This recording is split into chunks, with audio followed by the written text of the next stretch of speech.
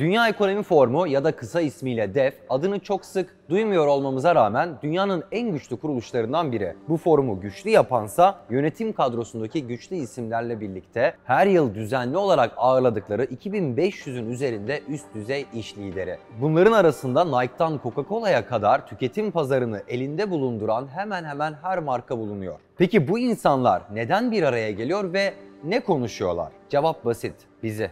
What we want to do in Davos this year in this respect is to push the reset button. Yıllardır bu forum tam da bahsettiği reset butonuna basmak için pek çok plan yapıyor ve pek çok planını da hayata geçiriyor. Propagandanın bu bölümünde DEF'in bugüne kadar söylediği en tedirgin edici 8 konuyu topladık.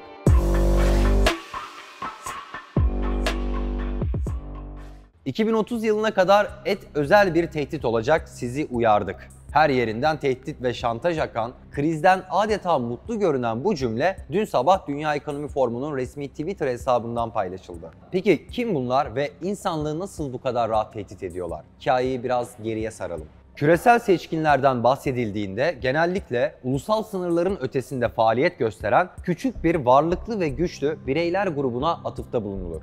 Çeşitli kuruluşlar aracılığıyla bu seçilmemiş kişiler küresel düzeyde uygulamasını istedikleri politikalara karar vermek için yarı gizlilik içinde bir araya gelirler. Dünya Ekonomi Forumu tüm bu seçkin azınlığın tam ortasında. Yıllık Davos toplantıları aracılığıyla dünya liderlerini davet ederek ve konuşma yaptırarak demokratik uluslar üzerindeki etkisini meşrulaştırmaya ve normalleştirmeye çalışıyor. Bu toplantılara katılanların listesine basit bir bakış, organizasyonun inanılmaz erişimini ve etkisini ortaya çıkarıyor. Medya, siyaset, işletme, bilim, teknoloji ve finans alanındaki en büyük isimler. Aynı zamanda DEF'in mütevelli heyeti de dünyanın en güçlü isimlerinden oluşuyor. İngiltere Merkez Bankası Başkanı Mark Carney, Dünya Bankası Başkanı Jim Yong Kim, Uluslararası Para Fonu yani meşhur IMF Genel Müdürü Christine Lagarde, PepsiCo Başkanı Peter Maurer, eski Almanya Savunma Bakanı ve şu anki Avrupa Birliği Komisyonu Başkanı Ursula von der Leyen bu isimlerden sadece bazıları. Uluslararası medyaya ve resmi açıklamalara göre Davos toplantıları insanları eşitlik, iklim değişikliği ve uluslararası işbirliği gibi konuları tartışmak için bir araya getiriyor. Ancak bu basit açıklama sıradan bir vatandaşın can sıkıntısından esnemesine neden olmak için özel olarak yapılmış gibi görünüyor. DEF'teki konularsa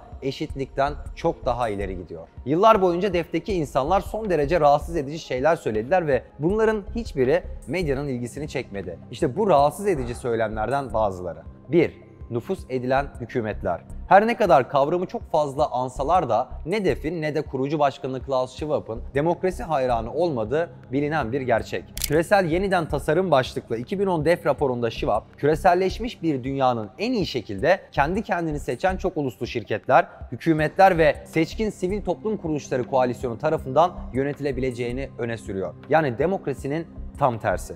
2017'de Harvard'ın John Kennedy Devlet Okulu'nda Schwab, kitle iletişim araçları tarafından sürekli komplo teorisi olarak görülen ve reddedilen bir şeyi açıkça itiraf etti. DEF, dünya çapındaki hükümetlere nüfuz ediyor. And I have to say, when I mention now names like Mrs. Merkel, even Vladimir Putin and so on, they all have been young global leaders of the World Economic Forum.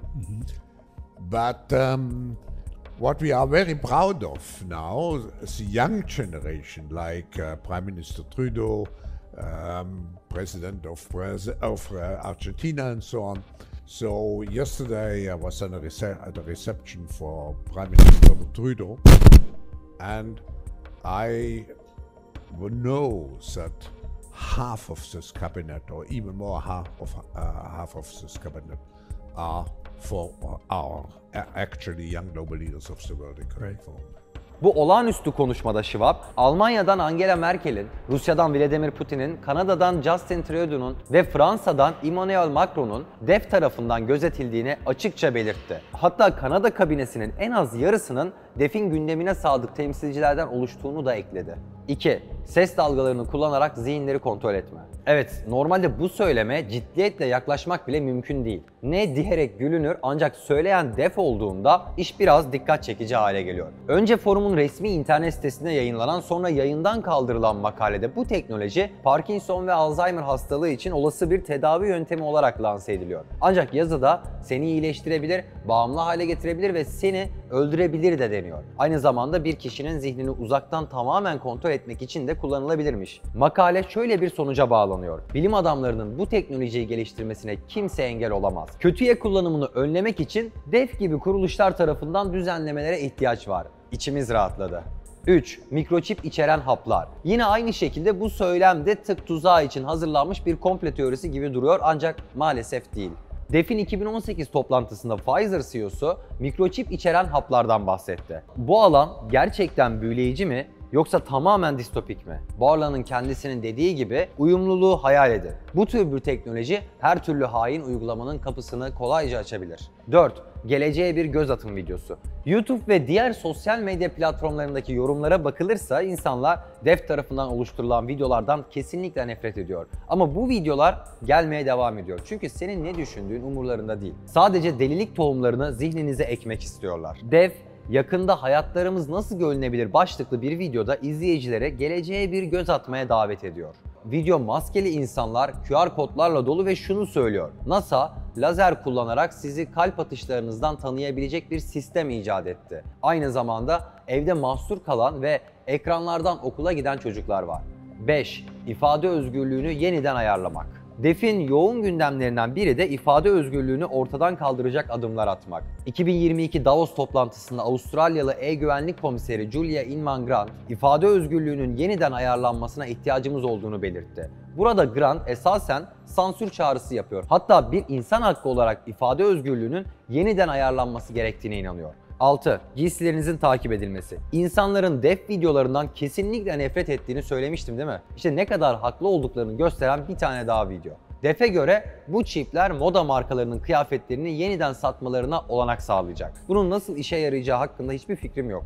7. Akıllı telefonlar 2030 yılına kadar vücudumuzda olacak. 2022 Davos toplantısında Nokia CEO'su 2030 yılına kadar akıllı telefonların doğrudan vücudumuza implant edileceğini iddia etti. Bu 10 yılın sonunda piyasaya sürülmesi beklenen 6G teknolojisinin gelişiyle aynı zamana denk gelecek. Yıllardır elitler insanların makinelerle birleşmesi olan transhumanizm için aralıksız şekilde propaganda yapıyor. Bu tanıtımda da insan vücudunu makineyle birleştirmek için duyulan heves ortada. 8. Hiçbir şeye sahip olmayacaksınız ve mutlu olacaksınız. En sona bu söylemi sakladım çünkü bu muhtemelen DEF tarihindeki en distopik an. 2016 yılında Danimarka parlamento üyesi Ida Auken şunları söyledi: 2030'a hoş geldiniz. Hiçbir şeyim yok, mahremiyetim yok ve hayat hiç bu kadar iyi olmamıştı. DEF bu alıntıyı o kadar çok sevdi ki hakkında tweet attı. Ayrıca 2030'da dünya için 8 tahmin başlıklı bir video yayınladı ve burada da hiçbir şeyimizin olmadığı, her şeyi kiraladığımız bir dünyadan bahsetti. Bu distopik gelecekte sahip olabileceğiniz hiçbir ürün yok. Yalnızca dronlar kullanılarak kiralanan ve teslim edilen hizmetler var. Böylece tüm insanlık temel ihtiyaçları için bile tamamen DEF kontrollü şirketlere bağımlı. Kesinlikle özerklik, özgürlük ve mahremiyet olmayacak ve mutlu olacaksınız. Tüm bu göze çarpan açıklamaları özetlediğimizde iki temel amaç öne çıkıyor: nüfuz ve kontrol. Bunları sağlamak içinse kamuoyunda mutlak bir sessizlik. Bu sessizliği kırmaksa suni gündemleri bırakarak neler olduğunu sormak ve en azından sesimizi çıkartmakla mümkün. Yeterince yüksek sesle konuştuğumuzda bizim sesimiz daha baskın gelecek. İşte o zaman hiçbir şeye sahip olmayacaklar ve hepimiz mutlu olacağız. Ben Murat Soydan, izlediğiniz için teşekkür ederim.